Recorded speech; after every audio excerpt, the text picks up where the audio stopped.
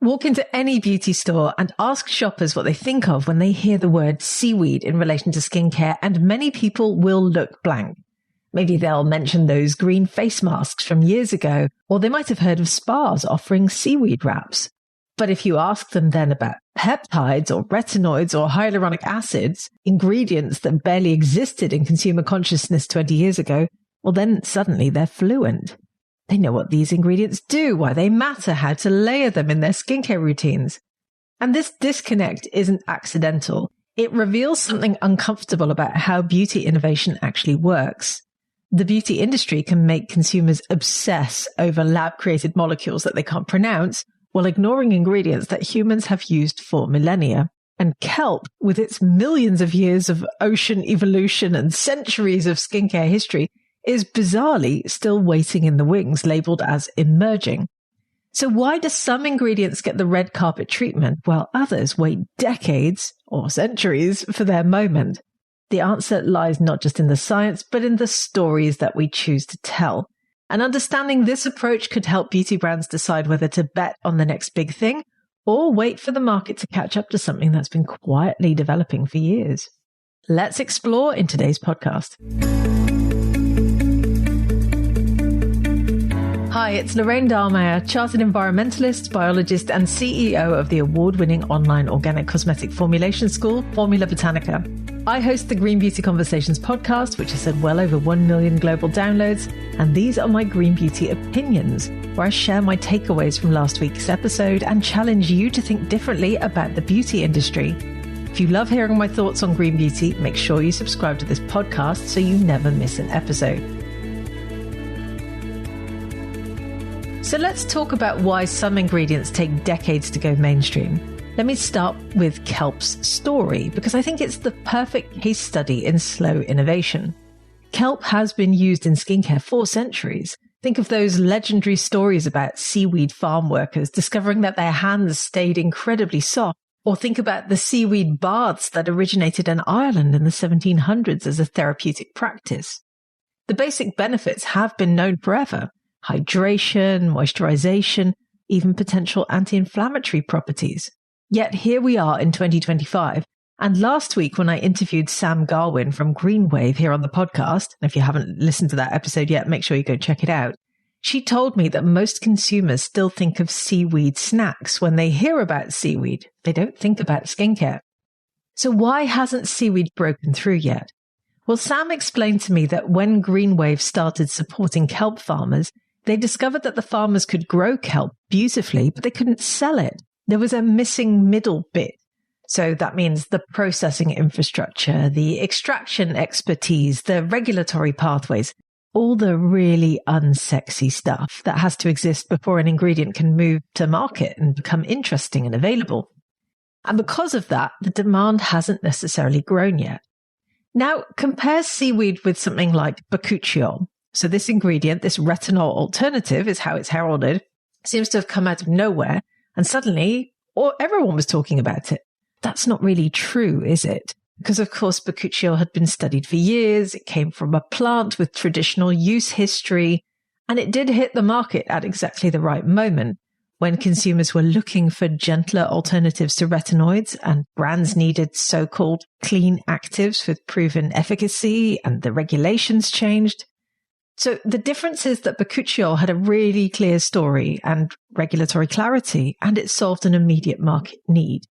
Kelp, meanwhile, is still figuring out its processing, its regulatory status, and maybe even its marketing message. Not that it should be that way, of course. And then, of course, there are ingredients that skip the queue entirely. And often these are the ones backed by big companies with deep pockets. So when L'Oreal decides to adopt a new peptide, they do have the resources to fund clinical studies and navigate regulations, educate consumers, and create consumer demand, sometimes all at the same time, which is quite astounding when you consider how much work goes into that. And they can then compress the innovation timeline because they have the marketing power, distribution reach, and the very deep pockets to make ingredients feel essential overnight, I suppose. So what does this mean for formulators and for brand founders who are trying to navigate innovation and trying to find ingredients that can go mainstream? I think it means getting comfortable with different types of bets. Some ingredients are sprints. They'll give you quick differentiation, but they may not last. Others are marathons. They require patience and investment, but they could define your brand for years, particularly if you shout about them from the rooftops. So let's look at 2 examples of beauty brands who have done this particularly well in recent years. Firstly, take Drunk Elephant, which I'm sure you've heard of.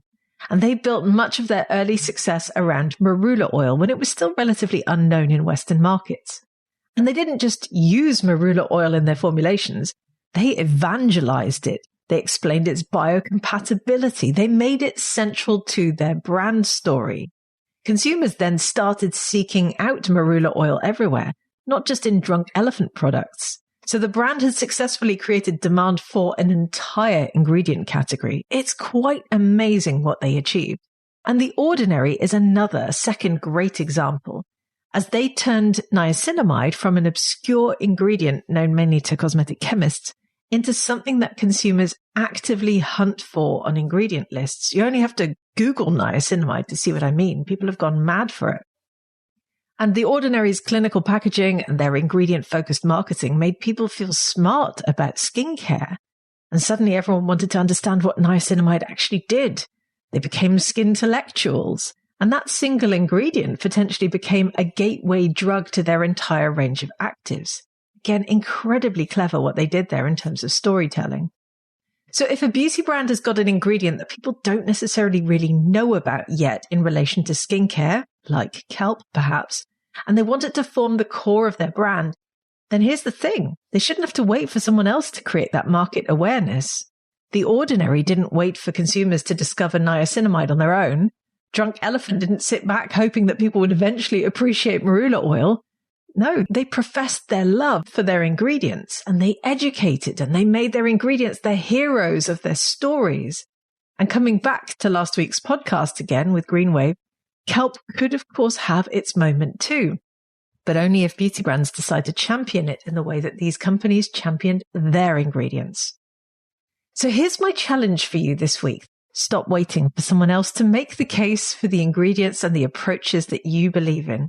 If you're a beauty brand owner and you believe in an ingredient, whether it's kelp or something else that's been quietly building credibility, don't just use it, champion it, make it your story.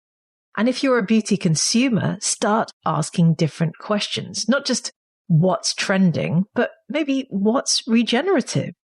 Not just what does everyone else want, but instead ask what kind of innovation do I want to support? Because the difference between an ingredient that takes decades to break through and one that becomes essential overnight often isn't the science. It's whether someone was brave enough to believe in it, talk about it, and help others understand why it matters. The market doesn't just magically get ready for better ingredients. We make it ready by choosing to care about them. Thanks for listening to my Green Beauty opinions. Remember to visit the Formula Botanica website at formulabotanica.com to try our free online formulation course. And if you haven't subscribed yet to the Green Beauty Conversations podcast, please do so now in your favorite podcast app and leave me a 5-star review if you enjoy these discussions and opinions. I'll be back soon with my next episode.